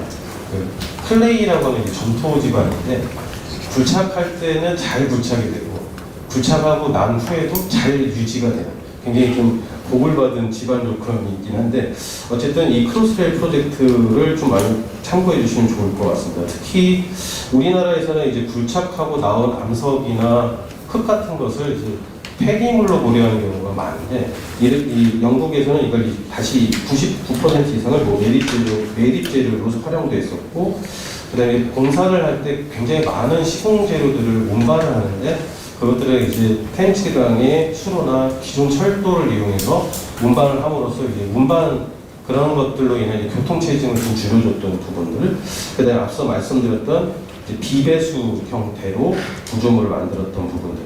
그다음에 저는 가장 인상적이었던 것이 모니터링이었습니다. 공사 구간 주변에 모니터링을 철저하게 실시를 하는데 우리나라도 마찬가지입니다만 그 결과들을 시민들에게 공개를 하고 실시간으로 이제 보여주는 그런 것들이 저는 개인적으로 굉장히 인상적이어서 그렇게 함으로써 조금 더 대중들에게 공사에 대한 우려를 좀 줄여줄 수도 있고 그다음에 아까 말씀드렸던 내립재라든지 새로운 기술에 대한 인센티브라든지 그런 새로운 좋은 기술들을 유도할 수 있는 그런 정책적인 방안을 좀 함께 고민되면 좋을 것 같습니다. 뭐 여러 가지 일자리 창출이나 뭐 그런 것들은 우리나라랑 비슷할 것 같고요. 그 다음에 또 이 프로젝트에서 특징적인 거는 이제 각 시공사들이 지역사회 관계 담당자, 지금 직역을 했지만은 이런 담당자를 고용해서 그 어떤 지역사회와의 연락창구 역할을 지속적으로 했고, 또 연중 무휴 24시간 헬프데스크, 그 다음에 피해보상이나 여러 가지 민원에 대한 정보 리플릿을 발행하고 연계해줬던 이런 부분들이 굉장히 좀 인상적이었던 그 영국 프로젝트 사례였던 것 같습니다. 이런 부분들도 함께 한번 고려해 주시면 좋을 것 같습니다. 마지막 이제 두 번째 그 아이템은 그 발제자께서 요청하셨던 이제 입체화 개발, 지하의 입체화 개발에 대한 부분인데, 우리가 잘 아시는 것처럼 이제 한번 우리가 지하 구조물을 만들어 놓으면 우리가 그 지하 구조물을 사용하는 동안에는 추가적인 확장은 현실적으로 굉장히 어렵습니다. 비유를 들어서 말씀드리면, 우리가 아파트를 지었는데 이 아파트를 사용하고 있으면서 뭐 확장하거나 뭐 변경하기 위해서 중간에 뭐 대대적인 변경을 한다 그러면 구조적인 안정성을 깨버리는 형태가 되거든요. 그래서 이런 대규모의 입체 복합 개발이 필요하다고 하면은 당연히 계획 설계 단계부터 그런 부분들을 고려해야 된다는 부분이고요. 앞서 발제 내용에서 이제 기존의 이제 지상 공간을 지상 시설을 지하화를 했을 때 공간이 이제 2배가 되고 지상은 녹지로 활용하고, 이런 것들은 현재 이제 대부분이 도로나 이제 지하철 철도 해당이 되겠지만, 앞서 발제자께서 말씀하신 것처럼 선형적인 철도 노선이 긴 구간에 대해서는 저도 좀 공감이 됐던 부분이고요. 오히려 플랜트, 그러니까 지금 하수 처리장을 또 지하화를 많이 하고 있습니다. 그래서 기존의 지상 하수 처리장을 이제 지하로 넣어보면서 이제 지상 공원이나 탐욕 쪽으로 써요. 그러니까 저는 이제 개인적으로는 그 찾아보니까 입체 복합이라고 하면은, 입체는 다른 타 교통과의 연계를 통한 이제 수직적인 이용이고, 복합은 주거라든지 상업, 뭐 업무, 문화 뭐 이런 것들인데, 현재 상황만 보자면 사실은 입체는 필수적이지만 지하를 복합, 그러니까 다른 어떤 용도로 쓴다는 것은 굉장히 제한적일 수 있겠다라는 생각이 듭니다. 그래서 계획을 처음부터 그렇게 하지 않으면, 예를 들면 영동대로 지하화 같은 부분이 되겠죠.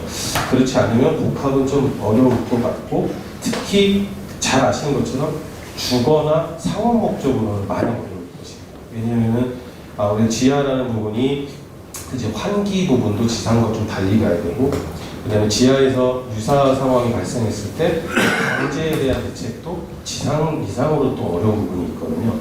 그래서 이런 주거나 상업 말고 좀 새로운 쪽의 상업 목적 또는 타 산업에 활용될 수 있는 그런 새로운 복합 활용을 고려할 필요가 있지 않을까 싶습니다. 저 개인적으로는 이거하고 관련돼서 데이터 센터, 스마트팜 이런 것들을 이제 지하화하는 것을 고민을 하고 있습니다. 현재 고민을 하고 있고요. 그게 가장 큰 이유가 뭐냐면, 잘 아시다시피 이제 데이터 센터 같은 경우는 지금 국내에서 굉장히 막 큰 이슈가 되고 있는데, 첫 번째는 데이터 센터에서 쓰이는 에너지의 거의 50%를 그 서버에 열을 시키는 데만 사용을 합니다. 스마트팜도 24시간 LED를 사용하기 때문에 에너지를 굉장히 많이 씁니다. 근데 왜 갑자기 지하랑 이게 무슨 상관이냐? 지하는 잘 아시다시피 우리가 뭐 광명동굴이나 이런 데 가보신 분들 많이 계시겠지만, 연중 온도나 습도가 그래도 굉장히 일정합니다. 그렇기 때문에 지하 공간을 그런 목적으로 쓸 수 있다면, 데이터 센터 지상 봐도 주변에서 이런 많이 있지 않습니까? 데이터 센터 상부에 막 수증기가 올라가고 주민들 반발도 많고, 그래서 지하에 그런 항온성과 항습성을 활용하는, 그것도 대규모의 공간이 필요하거든요. 그런데 그걸 좀 더 뛰어넘어서 공간과 항온, 항습뿐만 아니라 지하에는 우리가 쓸 수 있는 지열이 있고요. 그다음에 앞서 말씀드렸던 지하수가 계속 나오기 때문에 또 지하수를 또 수열로 쓸 수 있습니다. 수열이라는 또 에너지를 쓸 수 있습니다.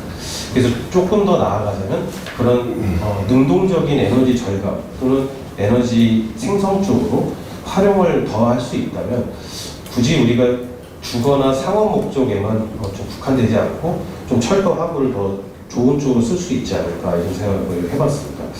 그다음에 최근에 이제 그 옆에 철도기술연구원에서도 와주셨지만 그 지하 물류 시스템에 대한 관심도 높아지고 있습니다. 스위스나 이런 쪽에서도 현재 시범 사업 등도 고려하고 있고요. 우리나라에서도 R&D 기획을 하기도 했었는데 철도기 때문에 아무래도 물류 체계와 또 연계를 한다면 조금 더 좋은 시너지를 낼 수 있지 않을까 그런 생각을 해봤습니다. 네, 마지막으로는 앞서 발제자께서 말씀하신 프로젝트들 이외에 여기 그 토론문에도 기재를 했습니다만 그 프랑스 파리의 라데팡스라는 이제 그런 그 지상은 이제 그 파리의 구도심으로 조성을 하고 관련된 교통망을 지하화하고 했던 우리 뭐 예전에 했던 프로젝트지만 라데팡스 그다음에 이제 캐나다 몬트리올의 언더그라운드 시티라는 부분도 있고요. 근데 이거는 조금 우리나라랑은 약간 차이가 있는 게 캐나다가 워낙 춥기 때문에 이런 그 추운 환경에서 지하를 활용했던 또 사례가 되겠고요. 뉴욕의 로우라인이라는 또 프로젝트가 있는데 이거는 이제 지하의 유휴 공간들을 이제 지하 공원화를 했던 그런 프로젝트도 되겠습니다. 마지막으로 말씀을 드리면 잘 아시다시피 최근에 이제 지하철이나 지하 상가를 가보면 유휴 공간들이 굉장히 많습니다. 분실도 많고요. 그래서 앞서 말씀드린 것처럼 우리가 단순히 지하화를 하면서 그런 상업적인 어떤 소규모의 그런 것보다는 뭐 쇼핑몰이나 이런 게 더 낫지 않을까 그런 생각도 했었고 아까 말씀드린 것처럼 그런 목적 이외에 우리가 조금 더 에너지 절감이나 탄소 저감이나 이런 쪽에 좀 기여할 수 있는 새로운 활용도 좋지 않을까 이렇게 한번 제언드리면서 말씀을 마치겠습니다. 보통 이런 토론회나 이 발표회장 가면 대부분 장밋빛 정책 위주로만 주로 말씀을 하시는데 조금 기술적인 사항들도 깊이 검토하셨고 그 다음에 좀 문제점이나 제한 사항들도 좀 검토를 잘 하신 것 같아요. 그래서 조금 현실적인 연구를 좀 진행하고 계신다는 느낌을 좀 받았고요. 저도 오늘 말씀드릴 내용은 조금 기술에 저희가 뭐 기술연구원이기 때문에 기술에 조금 포커스가 맞춰져 있지만 가능하면 좀 이제 기술의 냄새를 좀 빼고 말씀을 드리도록 노력을 하겠습니다. 지금 이제 키워드가 철도 지하화라고 되어져 있지만 사실은 가장 중요한 것은 도시의 경쟁력에 대한 확보거든요. 지하화는 하나의 수단일 뿐인데 약간 이게 주익에 전도되는 느낌이 있습니다. 너무 지하화에 몰입이 되어져 있는 상태가 있고요. 우리가 지하화를 하는 목적은 뭐냐면 서울이면 서울, 뭐 지방이면 지방의 도시의 경쟁력을 확보하는 가장 큰 목적이기 때문에 너무 지하화에만 몰입되어서 행동하는 건 조금 우리가 지양해야 될 부분인 것 같습니다. 지금 제가 말씀드릴 내용은 너무 광대한 분야이기 때문에 딱 포커스를 맞춰서 데크 부분만 제가 조금 말씀을 드리도록 하겠습니다. 보통 이제 데크라고 통상적으로 표현을 많이 하고 좀 이제 전공 용어로는 인공지반이라는 표현을 많이 씁니다. 우리는 보통 이제 표현이 뚜껑이라고 얘기도 많이 하고 뚜껑을 씌운다 이렇게 표현을 많이 하는데 데크에 대한 부분들을 위주로 조금 말씀을 드리도록 하겠습니다. 지금도 검토하고 있는 건 대부분이 이제 터널로 이제 건설하고 지하화하는데 포커스가 맞춰져 가고 있습니다.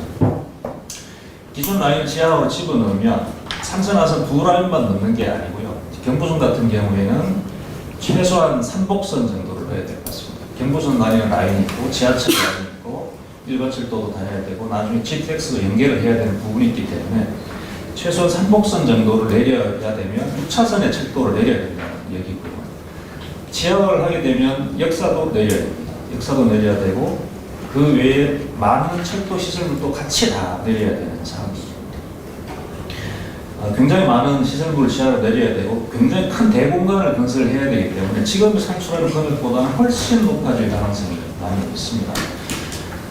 그리고 지금 터널을 집어넣게 되면 그 위를 개발을 해야 되는데 사실 고층의 용적률이 높은 건물을 개발해야 되거든요. 하지만 터널의 심도가 깊지 않다면 위에 건물을 올릴 수 없습니다. 공원으로 쓰든가 아니면 굉장히 얕은 저층의 개발로 이제 진행을 해야 되는 상황인데 지금 정책상으로 봤을 때 위에 개발 부담금으로 이렇게 터널을 뚫겠다는 그런 계획으로 이제 추진하고 있는데 사실은 그 비용으로는 선을 뚫을 수 없는 그런 상황이 되어져 보이는 거죠. 그 비용 확보를 하려면 용적률을 굉장히 높게 개발을 해줘야 됩니다. 지금 쓰고 있는 서울 쓰고 있는 300%, 400% 가지고 택도 없을 것이고요. 최소한 1000% 이상의 용적률을 줘야지 개발 이익이 발생을 할 것 같습니다. 그리고 지금 데크를 지금 쓰고 있는 방식은 우리도 지금 사실은 뒤에 말씀드리겠습니다만 시도했던 사례가 있습니다. 시도했던 사례가 있고 서울에서만 이런 철도 지하를 검토하고 있는 게 아니고 전 세계의 메가시티는 다 하고 있고요. 메가시티에서 한두 군데 굉장히 많은 프로젝트를 하고 있고 중소도시에서도 철도를 지하하기 위한 프로젝트를 굉장히 많이 진행하고 있습니다. 제가 조사한 바로는 철도 지하화를 해외에서 하는 방식은 저희처럼 터널을 신설을 부착해서 들어가는 사례는 거의 없습니다. 대부분이 데크형으로 지금 개발을 하고 있습니다. 가장 큰 이유는 비용에 대한 문제이고요. 터널을 뚫어서 기차를 지하로 집어넣는 사례는 저희가 조사했는 대규모 프로젝트인 경우에는 단 한 건 정도 조사가 되었는데 그게 어디냐면 대만철도 지하화 사업이 대표적인 사례가 되겠습니다. 대만철도는 아시겠지만 이제 국공내전 직후에 바로 도시가 형성이 되면서 굉장히 비계획적으로 도시가 생성이 되었습니다. 그래서 도로하고 철도가 공존을 했습니다. 그러니까 타이베이 시내 같은 경우는 시내에도 건널목이 40-50개 정도가 존재해 있었기 때문에 도시교통이 굉장한 저해율로 작용을 했습니다. 그래서 타이베이는 대안이 없었습니다. 무조건 지하화를 해야 되는 상황이었기 때문에 1980년대부터 사업을 진행해서 현재는 완료가 되어져 있는 상태에 있고 까오슝이나 다른 도시에서도 지금 철도를 지하화하는 사업을 대만만 지금 진행을 하고 있는 걸 확인을 하고 있습니다. 타이베이는 지금 건설이 끝난 상태에 있고요. 근데 지금 벌써 포화가 돼서 교통용량이 포화가 돼가지고 지금 굉장히 곤란한 그런 상황이 있습니다. 그 자료에도 보면 잠깐 내용들이 있긴 한데 지금 타이베이를 제외한 나머지 대도시들은 거의 99%가 데크를 만들고 그 위에를 개발하는 방식을 채택을 하고 있습니다. 지금 진행하고 있는 프로젝트들도 굉장히 많고요. 진행이 완료된 프로젝트들도 많이 있습니다. 여기서 공통점은 뭐냐면 준비에서부터 착수까지 걸리는 시간이 굉장히 많았다는 겁니다. 최소한 30년 정도 준비를 하고 건설 기간도 빠르면 10년 아니면 30년, 40년 동안 건설하고 있는 부분들도 굉장히 많이 있습니다.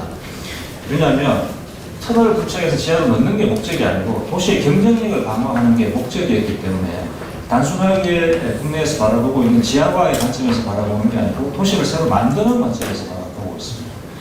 도시를 새로 만들어야 되기 때문에 철도만 지하로 넣는 게 목적이 아니고 그 외에 많은 것들을 같이 고민을 해줘야 되거든요. 그런 부분들을 같이 하다 보니까 시간이 굉장히 많이 소요되고 있습니다.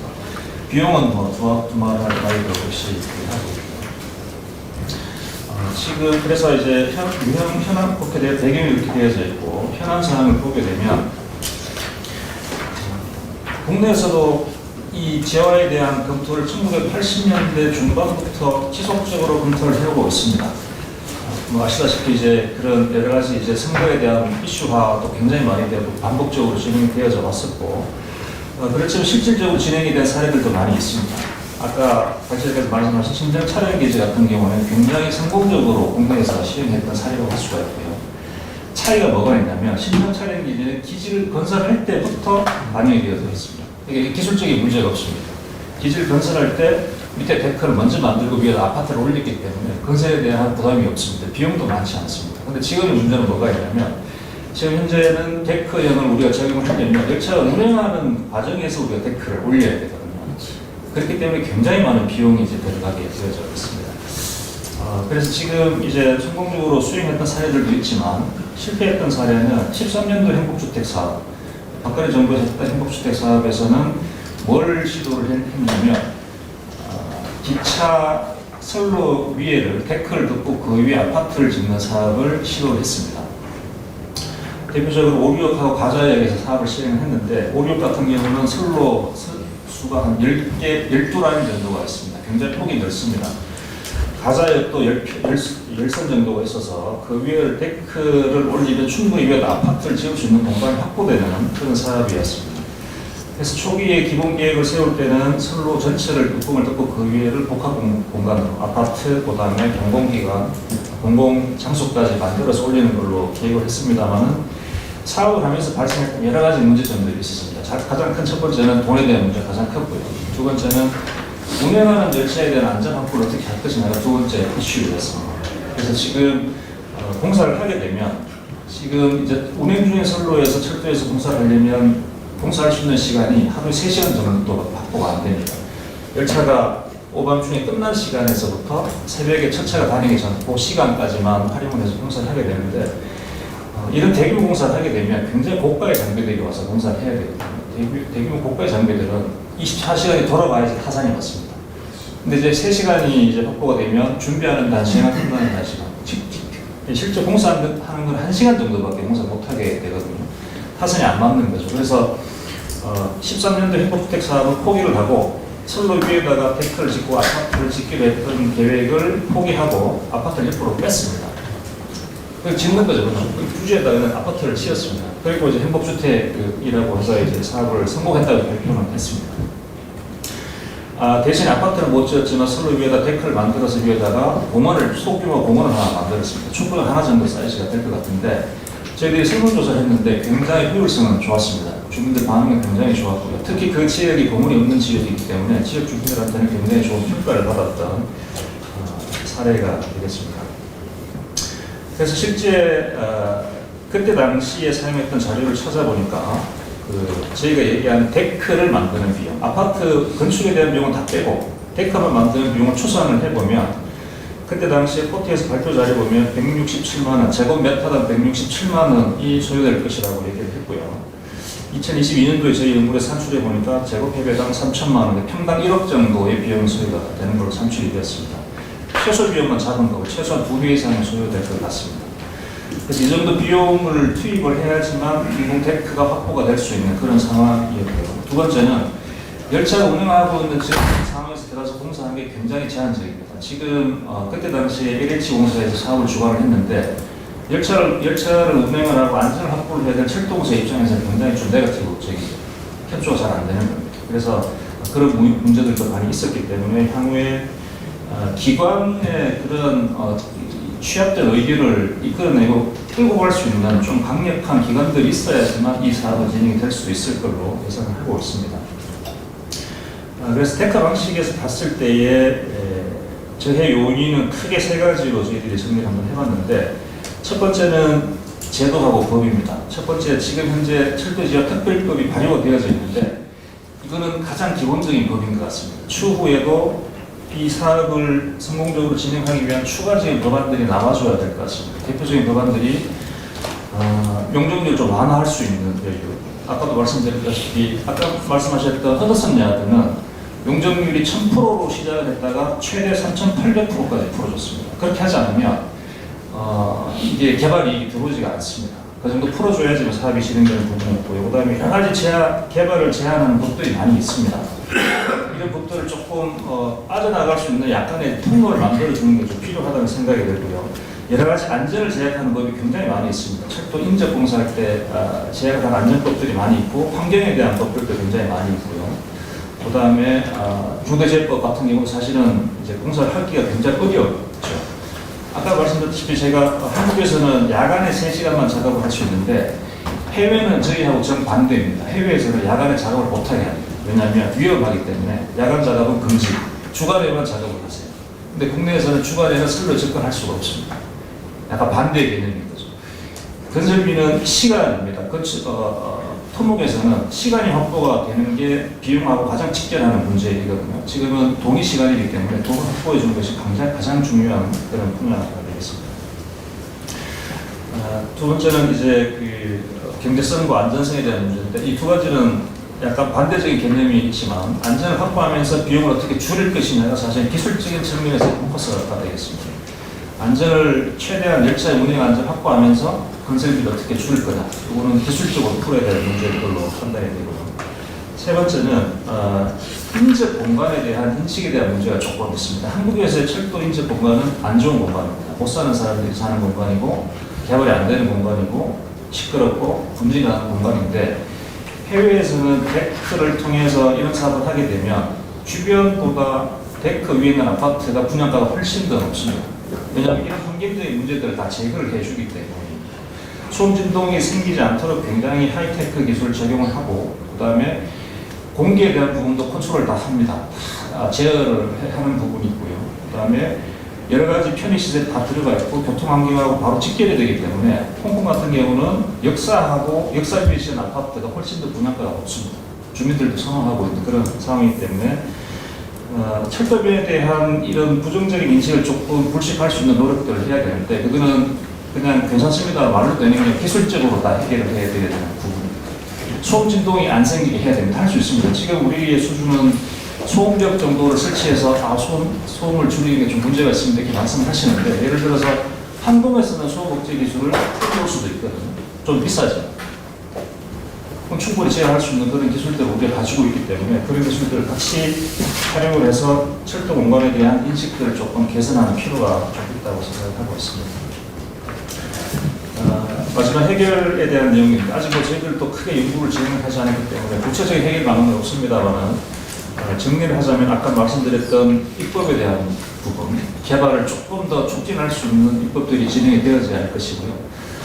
철도 지하화 특별법은 물론 잘 다듬어져서 발의가 되었습니다만 제가 느끼는 것은 정부 재정은 안 하겠다는 그런 내용들이 있는 것 같습니다. 행간에 숨어 있는 것은 정부의 재정을 투입하지 않겠다라는 뜻이 숨어 있는 것 같은데 채권을 발행하고 민간이 들어와서 사업을 하겠다 이런 의도 구성이 되어져 있는데 정부 재정이 투입되지 않으면 해외의 경우에는 대부분의 사업은 정부에서 강력하게 드라이브를 걸고 지원을 해줍니다.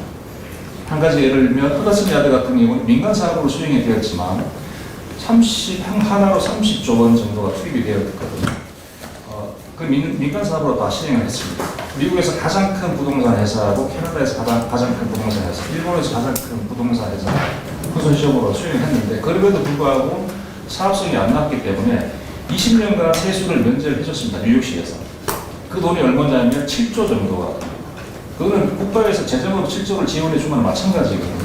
그렇게 지원해 주지 않으면 사실 이 사업은 성공적으로 진행되기 굉장히 어렵다는 게 해외의 사례인 것 같습니다. 그리고 데크형으로 해서 복합 공간을 개발하고 나면 밑에는 열차가 다니고 위에는 거주 공간이 올라가야 되는데 아파트 층수가 최소한 30층은 넘어야 될 것 같고요. 60층까지도 예상할 수가 있습니다. 이렇게 만들어지면 이거는 나중에 다시 부시고 재개발하고 안 됩니다. 거의 영구 구조물로 가야 되는 상황입니다. 이렇게 구조물을 만들어 놓게 되면 거의 최소한 200~300년 정도의 수명을 보고 아마 접근해야 될 것 같습니다. 서울의 이런 도시의 경쟁력 확보하기 위해서는 나중에 다시 부시는 것은 거의 불가능합니다. 그래서 좀 돈이 많이 들더라도 초기 투입 투자 비용들이 좀 높게 책정이 되어야 될 것이라고 생각이 되고요. 그다음에 마지막으로는 단순하게 지금 철도를 지하화하는 게 아니라 도시를 만드는 것이기 때문에 도시를 새로 만드는 것입니다. 이때까지 존재하지 않는 도시를 만드는 거기 때문에 굉장히 다양한 방면에서 검토들이 필요합니다. 구청만 터널에 대한 건설 기술을 기반으로 해가지고 환경에너지 교육 지금 어떻게 하냐면 기후 환경에 의해서 해수면 상승까지 다 고려해서 다 건설을 하고 있습니다. 뉴욕 같은 경우에는 해수면이 상승했을 때 어떻게 우리가 방어할 건지 다 방어이 되어져 있습니다. 그리고 지역에 대한 커뮤니티를 어떻게 구성할 건지에 대한 부분, 그 다음에 안전이나 방제에 대한 부분들까지도 같이 다 검토를 하고 있기 때문에 일단 착수를 하는 게 중요하겠지만 진행하면서 조금 초기에 말씀드렸지만 굉장히 롱텀의 준비 기간이 필요하기 때문에 그 기간 동안 다양한 분야의 전문가분들이 참여를 해서 성공적으로 도시 경쟁력 확보할 수 있는 방안의 첫걸음이 되었으면 하는 바람이 있습니다. 저는 좀 간략하게 여기 지금 제가 어떤 장표는 잠깐 참고하시고 오늘 이제 여기 서울 한국도시정책연구소에서 하는 내용 듣고 두세 가지만 소개하도록 하겠습니다. 우리가 지금 도로 지하화와 철도 지하화의 가장 큰 차이가 있는데요. 아까 우리 장재진 소장님 말씀하신 것처럼 이것은 기존 철도를 지하화하는 거거든요. 여기 포커스는 기존 철도가 운행을 저해하면 안 되는 가장 큰 차이가 있죠. 도로 같은 경우에는 오해를 한다거나 대착 구조물로 한다거나 그런 특성이 있지만은 철도는 그렇게 할 수 없는 특징을 가지고 있기 때문에 기존선을 유지하고 기존 운행을 지켜나가는 과정에서 공사를 해야 된다는 관점이죠. 그런 관점에서 보면 지하화냐 데크형이냐라는 그런 큰 어떤 주제로 들어가게 되는데 독립적으로 공사를 할 수 있는 즉 민원과 환경 문제를 최소화하고 독립적으로 봉사할 수 있는 현실적인 대안은 지하화밖에 없다. 그래서 제가 지금 오늘 여기서 방금 생각한 건데 결국 도심지 공간은 기존선에 영향을 주지 않는 지하화로 포커싱을 하시고 그다음에 그 민원이랑 환경 문제가 상대적으로 좋은 외곽지대 차량기지는 뭐 데크화도 가능할 것 같고요. 그다음에 또 한 가지는 이 프로젝트가 성공하려면 결국은 기존 운행들의 진양을 최소화하고 신설 구조물과 어떻게 빨리 링크하느냐. 제가 한 10년 전에 일본에 지하화 공사 현장 갔었는데 기존 선을 운행을 하고 지하 공사를 계속 추진하면서 단 하룻밤 만에 기존 선과 신설선을 연결하는, 교체하는 그런 작업들도 제가 눈으로 확인했었거든요. 그런 어떤 기술적인 노하우가 좀 필요할 것 같다는 생각이 들고요. 그런 의미에서 지하화를 중점적으로 추진하되 데크화를 좀 더 최소화하는 쪽으로. 그래서 지금 많은 아까 보는 챗GPT가 여러 그림을 그렸지만 결국은 약간 우리 어떤 도심지 개발의 핵심은 어떤 복합 개발에서 뭐 큰 건물을 짓는 그런 개념은 이제는 아니고 지금 기존의 어떤 혐오 시설이나 또는 소음 시설 이해받는 요 부분을 개량해서 녹지나 친환경 공간으로 만들어야지만 결국 주민들을 설득할 수 있는 키가 되지 않겠는가. 물론 이제 사업비라는 큰 어떤 숙제가 있지만 그런 문제 해결이 되지 않고서는 과연 청량리역이나 또는 서울역에 데크 공사가 가능하지 않을 것 같아요, 저는. 그래서 그런 의미에서 지하화, 해외에서 많은 사례를 보듯이 지하화를 포커싱 했으면 하는 그런 생각이 중요시 되고요. 현재적으로 보면 이제 지하화에 관련해서 아까 대신도로 여러 가지 기술적인 상황들은 현재 우리나라 한국의 기술적인 수준은 그 지하화 공사의 대공간을 포함해서 기술적으로 가능하다라고 말씀드릴 수 있으니까 다시 한번 정리해서 말씀드리면 기존 선을 유지하면서 지하의 공사를 신설하는 쪽으로 좀 간포를 하고 지하는 그런 어떤 우리 철도, 교통 인프라 그다음에 지상은 자연, 녹지, 친환 공사를 해야지만이 궁극적으로 도심지 공사의 가장 큰 난제인 이론과 환경 문제 또는 안전 문제에 대한 어프로치가 가능하지 않을까 이렇게 하는 생각이 듭니다. 간단하게 의견 드렸습니다. 이런 것들이 어떤 실현 가능성이랄까 이런 부분에 좀 초점을 맞춰서 좀 전문가들 검토를 좀 해봤습니다. 약간 첫 번째 말씀드리고 싶은 거는 아까 김영근 부산장님께서 말씀을 하셨듯이 가장 사실 심플한 거는 모든 걸 지하로 내리고 그 다음에 기존 운영 상황과 분리를 해서 하는 공사를 하는 것이겠죠. 근데 그렇게 하려면 아까 검토하셨다시피 뭐 청량리역이나 서울역이나 이런 데는 노선수도 엄청나게 많고 하다 보니 그 밑에 엄청난 대공간이 돼야 될 거고 지금 있는 여러 가지 시설들도 있고 연계도 해야 되고 이런 것들 때문에 거의 불가능할 것 같다는 생각이 들더라고요. 그래서 데크라는 것들을 생각을 하게 됐구나라고 생각을 하게 됐고 그럼 데크를 하게 되면 그 주행하고 있는 그 라인, 그러니까 어떠한 그 큰 라인, 선로가 있는 공간을 빼고 지하할 수도 있지 않을까라고 생각을 했는데, 또 보니까 서울시 같은 경우에 역사와 역사 구간이 굉장히 작습니다. 근데 뭐 철도라는 것들이, 그 등판 능력이 보통 퍼밀로 나타나는 게 보통 15퍼밀이거든요. 그러니까는, 1km 가도 15m밖에 못 내려가는데, 이게 지하철 1호선 같은 경우에는 역간이 뭐 2km 안 되는 경우도 있고 그러다 보니 거기는 결과적으로 지하로 못 갈 것 같다는 생각이 들더라고요. 그러면 이것도 전부 다 지하화하든지 아니면 전부 다 데크화를 해야 되는 뭐 이러한 것들이 있는 것 같아서 또 데크를 또 말씀을 하신 것 같습니다. 그리고 그 신도림이랑 구로 쪽에 굉장히 오래 살았어서 그쪽 지역 주민으로 딱 느낀 거는 이렇게 뭐 인천 가는 라인, 수원 가는 라인이 있는데 가장 크게 느끼는 건 사실 단절이라는 거거든요.